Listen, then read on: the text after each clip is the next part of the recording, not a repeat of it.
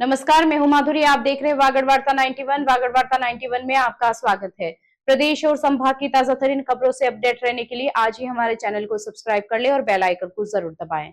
चलिए खबरों का सिलसिला शुरू करने से पहले नजर डाल लेते हैं अब तक की टॉप हेडलाइंस पर।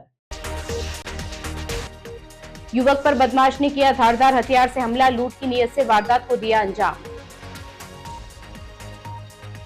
नगर परिषद ने बकाया किराए पर 5 दुकानों को किया सील, बार बार नोटिस के बावजूद भी नहीं जमा कराई थी रकम। नकबजनी के मामले में एक आरोपी हुआ गिरफ्तार, पुलिस ने 2 नाबालिग को किया डिटेन। बांसवाड़ा में बीती देर रात एक युवक पर धारदार हथियार से हमला करने का मामला सामने आया है, जहां एक युवक को बदमाशों ने लूट के इरादे से घेरा और विरोध करने पर हमला कर दिया। घायल को महात्मा गांधी हॉस्पिटल में भर्ती कराया गया है। वारदात के बाद आरोपी मौके से फरार हो गया। फिलहाल पुलिस ने मामला दर्ज कर जांच शुरू कर दी है। बांसवाड़ा जिले के राजतालाब थाना क्षेत्र के अगरपुरा गांव में शुक्रवार देर रात एक युवक पर धारदार हथियार से हमला कर लूट की कोशिश का मामला सामने आया है।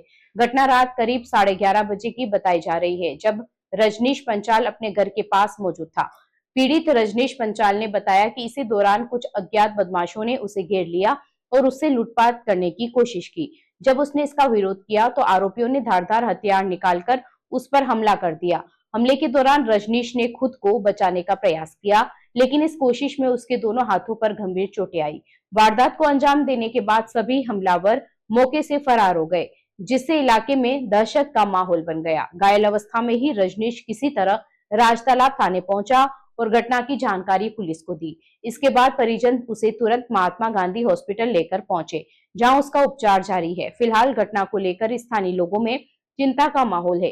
देर रात सुनसान इलाके में हुई इस वारदात ने सुरक्षा व्यवस्था पर भी सवाल खड़े कर दिए हैं। पुलिस की ओर से अब तक आधिकारिक बयान नहीं आने के कारण पूरे मामले को लेकर स्थिति स्पष्ट नहीं हो पाई है।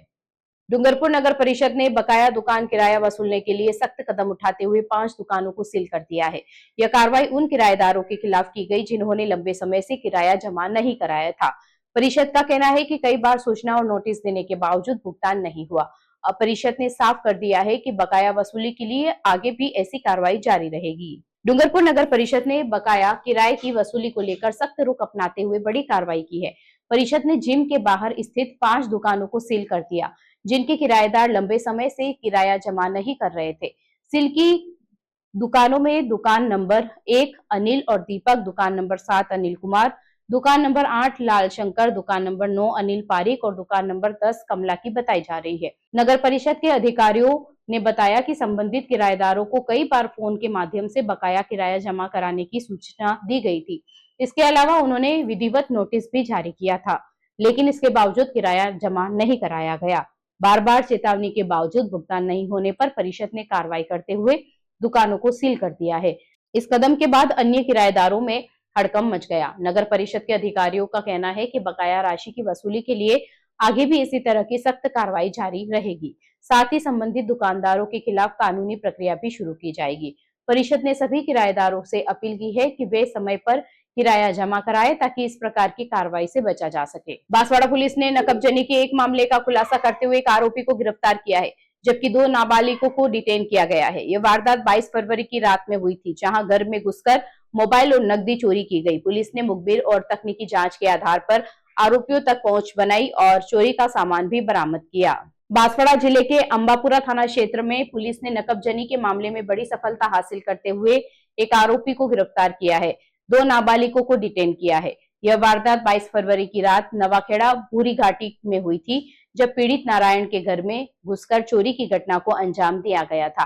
पीड़ित ने अपनी रिपोर्ट में बताया कि घटना वाली रात वह अपने परिवार के साथ आंगन में सो रहा था। रात करीब 3 बजे घर के अंदर से पेटी गिरने की आवाज आई। जब वह अंदर पहुंचा तब तक अज्ञात बदमाश घर से मोबाइल और स्टील बॉक्स में रखे करीब 700 रुपए लेकर फरार हो चुके थे। मामले की जांच थानाधिकारी निर्भय सिंह के नेतृत्व में शुरू की गई। पुलिस टीम ने मुखबिर तंत्र और तकनीकी इनपुट के आधार पर संदिग्धों की तलाश शुरू की। इसी दौरान भूतिया डुगरी निवासी मांगीलाल पुलिस के रडार पर आया। उसे हिरासत में लेकर पूछताछ की गई, जिसमें उसने अपने 2 नाबालिग साथियों के साथ मिलकर चोरी करना कबूल कर लिया। पुलिस ने आरोपी मांगीलाल को गिरफ्तार कर लिया है। उसके कब्जे से चोरी किया गया एंड्रॉइड मोबाइल बरामद किया गया है। साथ ही वारदात में इस्तेमाल की गई मोटरसाइकिल भी जब्त की गई है। आरोपी को कोर्ट में पेश कर जेल भेज दिया गया है, जबकि दोनों नाबालिगों को किशोर न्याय बोर्ड के समक्ष पेश कर बाल संग्रहण गृह भेजा गया है। बांसवाड़ा में भारतीय स्वतंत्रता आंदोलन में जनजातीय नायकों के योगदान पर एक दिवसीय राष्ट्रीय संगोष्ठी का आयोजन किया गया। कार्यक्रम में केंद्रीय राज्य मंत्री दुर्गादास उड़के ने शिरकत की। इस दौरान राष्ट्रीय स्वयंसेवक संघ के डॉक्टर बालमुकुंद पांडे ने जनजातीय समाज के बलिदान और योगदान के बारे में जानकारी दी। कार्यक्रम में बड़ी संख्या में विद्यार्थी, शोधार्थी और शिक्षाविद मौजूद रहे। बांसवाड़ा स्थित गोविंद गुरु जनजातीय विश्वविद्यालय में भारतीय स्वतंत्रता आंदोलन में जनजातीय नायकों के योगदान विषय पर एक दिवसीय राष्ट्रीय संगोष्ठी का आयोजन किया गया। यह कार्यक्रम विश्वविद्यालय के माही भवन स्थित राणापुंजा सभागार में संपन्न हुआ, जिसमें बड़ी संख्या में शिक्षाविद, शोधार्थी और विद्यार्थी शामिल हुए। कार्यक्रम में केंद्रीय राज्य मंत्री दुर्गादास उड़के अपने एक दिवसीय दौरे के दौरान विशेष रूप से शामिल हुए। संगोष्ठी में राष्ट्रीय स्वयंसेवक संघ के राष्ट्रीय संगठन मंत्री डॉक्टर बालमुकुंद पांडे मुख्य वक्ता के रूप में उपस्थित रहे। उन्होंने अपने संबोधन में कहा कि भारतीय स्वतंत्रता संग्राम में जनजातीय समाज का योगदान अत्यंत महत्वपूर्ण रहा है, जिसे इतिहास में उचित स्थान मिलना चाहिए। उन्होंने युवाओं से आह्वान किया कि वे इन नायकों के बलिदान से प्रेरणा लें। कार्यक्रम के दौरान केंद्रीय मंत्री दुर्गादास उड़के ने विश्वविद्यालय परिसर में स्थित जनजातीय विश्वविद्यालय संग्रहालय का निरीक्षण भी किया।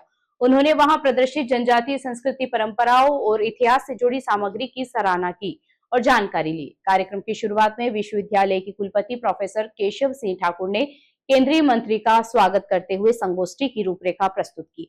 इस अवसर पर विश्वविद्यालय के प्राध्यापक, शोधार्थी और विद्यार्थी बड़ी संख्या में मौजूद रहे, जिन्होंने कार्यक्रम में सक्रिय सहभागिता निभाई।